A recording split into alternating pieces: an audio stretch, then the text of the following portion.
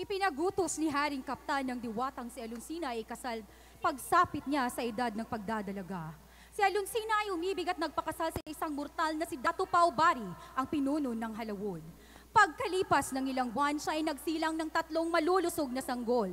Sina Labaw Dunggon, Humadapnon at Dumalapdap. Sa 3 magkakapatid, si Labaw Dunggon ang nagpakita ng interes sa magagandang babae. Nang marinig niyang may isang magandang babaeng nagngangalang Anggoy Ginbitinan, mula sa bayan ng Handog ay nagpaalam agad siya sa ina upang hanapin ang dalaga. Nagpakasal si Anggoy Ginbitinan kay Labaw Dunggon at pagkatapos ng kasal ay inihabilin niya ang bagong asawa sa inang si Alonsina. Sa kanyang paglalakbay, nalaman niya na may isa pang napakagandang dalagang nagngangalang Abyang Darunoon na nakatira sa Tarambang Burok. Siya ay nagpunta sa tirahan ng dalaga upang manligaw. Nagtagumpay si Labaw Dunggon na mapaibig si Abyang Darunoon. Pagkalipas ng ilang panahon, nabalitaan na naman niyang may isa pang napakagandang babae, si Nagmalitong Yawa, si Nagmaling Diwata, na asawa ni Buyong Saragnayan, ang Diyos ng Kadiliman. Sumakay si Labaw Dunggon sa isang itim na bangka at naglayag patungong Gadlong. Narating niya ang tulugmatian ng tahanan ni Buyong Saragnayan. Agad siyang hinarap ni Saragnayan at sinabi niyang gusto niyang mapangasawa si Nagmalitong Yawa. Hinamon niya sa isang labanan si Saragnayan. Sa pamamagitan ng anting-anting ni Saragnayan ay natalo niya si Labaw Dunggon. Ibinilanggo niya si Dunggon sa isang kulungan sa ilalim ng kanyang tahanan. Samantala, kapwa ng anak ang 2 asawa ni Labaw Dunggon. Parehong lalaki ang naging anak nila. Tinawag silang Aso Mangga at Abyang Barunogon. Nakapagsalita at nakatindig agad ang mga bata. Hinanap nila kapwa ang kanilang ama. Sa kanilang paghahanap ay nagkasalubong ang magkapatid sa karagatan.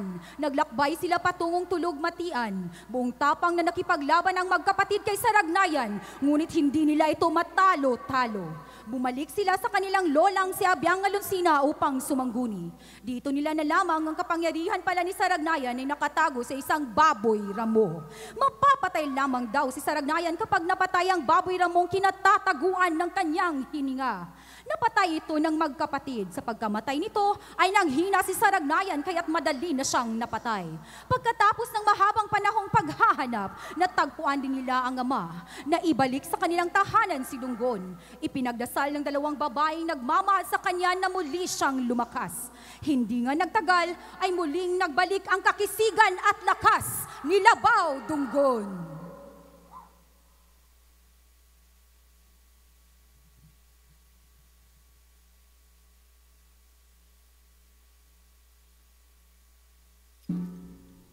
Salamat, Ama, sa paghatag kanako og pagtugot aron pilion ang akong hinigugma. Akong Alonsina, naana ang mga banggiitang lalaki nga nag-anda mo pangga kanimo. Apan si Dato Paubari ang akong higugma, Ama.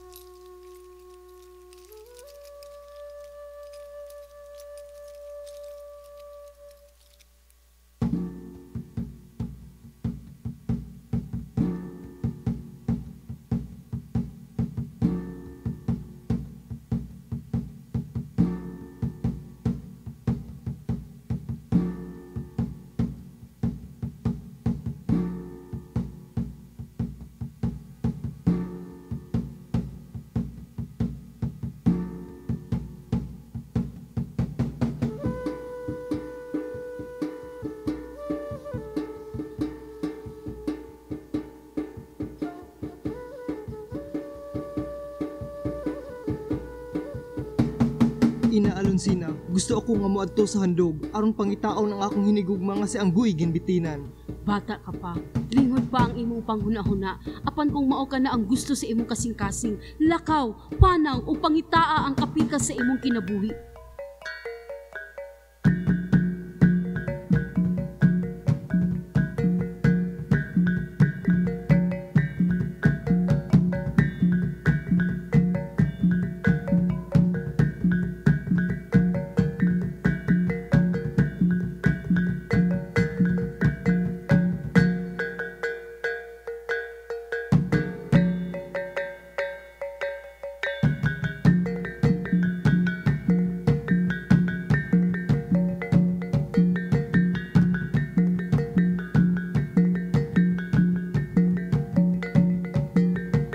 Pinalangga ko'y Anggoy Ginbitinan, aniya ang akong gasa kanimo. Salamat, Labaw.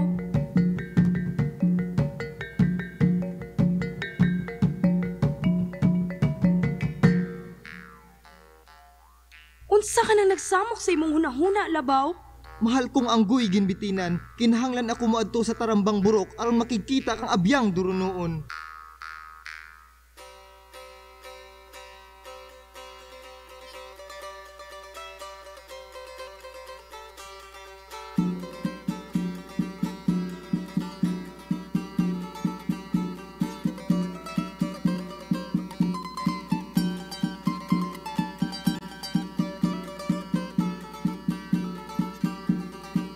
Anggoy ginbitinan, abyang durunoon, tuguti ako ninyo nga mapanaw ngadto sa lugar sa gadlom, aron adtuon sinagmalitong yawa.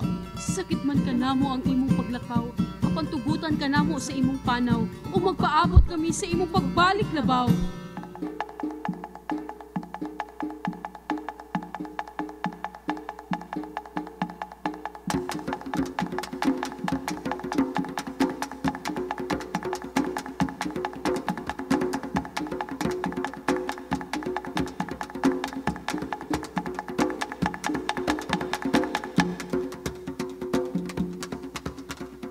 Ang imong kaanyag mo ay nagdani ka nako sa pag-anhi kanimo.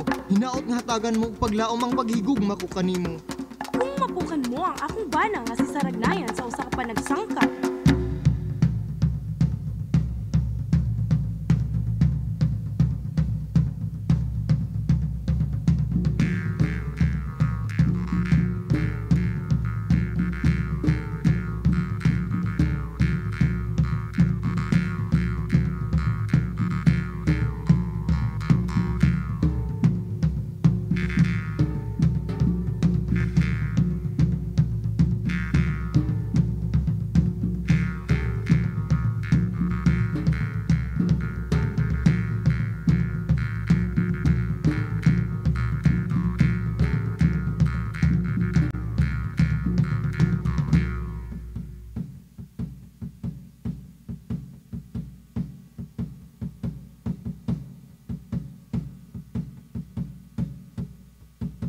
Ama, Labaw Dunggon!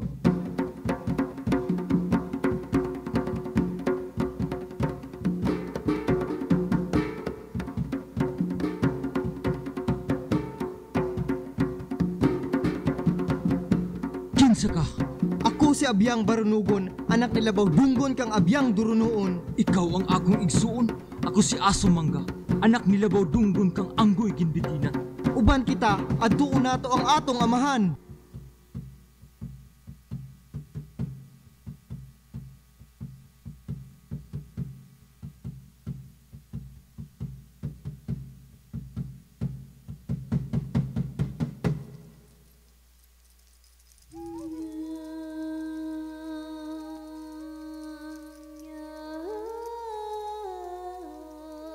Lula Alonsina, buot namong may balaan kung asa karon ang among amahang si Labaw Dunggon. Atuwa siya sa kamot ni Saragnayan, gipriso siya sa ilalom sa sugangan. Unsaon pagpukaon si Saragnayan, Lula? Kung mapukan ninyo ang tampalasang baboy, kaya naa dito ang gahom ni Saragnayan. Salamat, Lula Alonsina.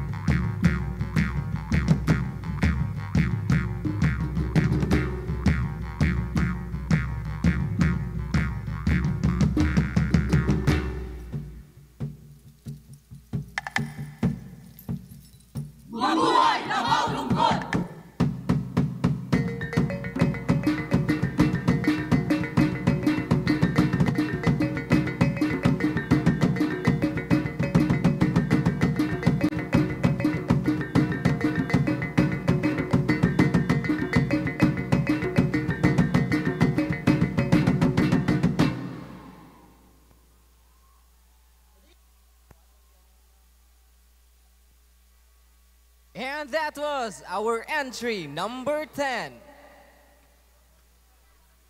All right, thank you so much, entry number 10.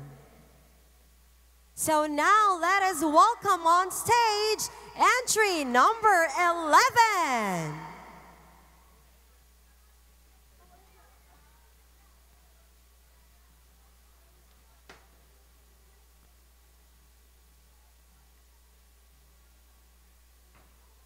Ang epikong ito ng mga Ifugao ay nagsasalaysay ng isang panahon. Ang lupain ay saganang-sagana, walang suliranin ang mga tao tungkol sa pagkain. Noon, ang daigdig ay patag na patag maliban sa dalawang bundok, ang bundok ng Amuyaw at ang bundok ng Kalawitan. Dumating ang panahong bumuhos ang malakas na ulan, tumaas ng tumaas ang tubig. Nagsipagtakbo ang mga tao sa dalawang bundok, subalit inabot din sila ng baha. Nalunod na lahat ng mga tao maliban sa magkapatid na sina Bugan at Wigan.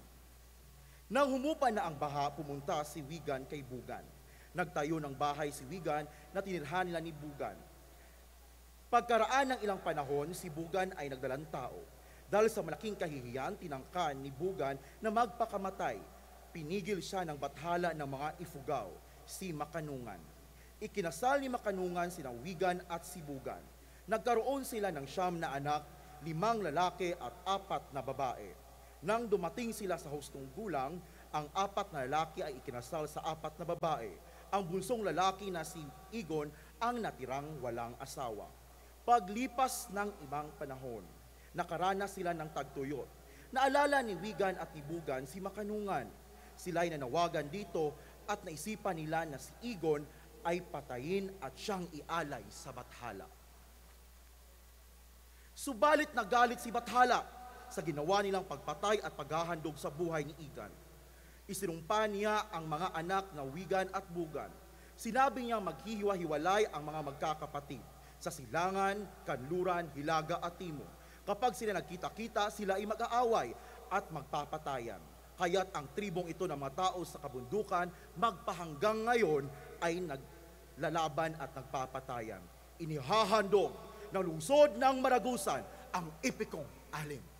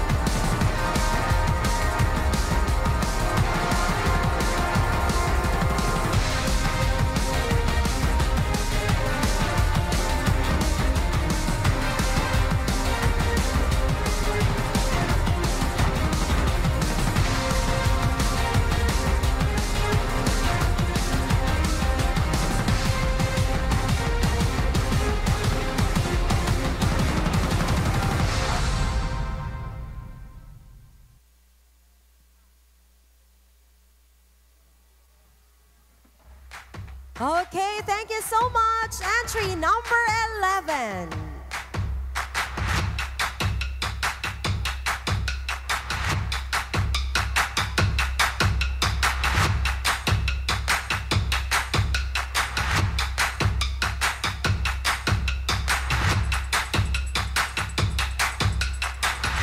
There you have it, Convaleños. We have just witnessed our 11 entries of our show tonight.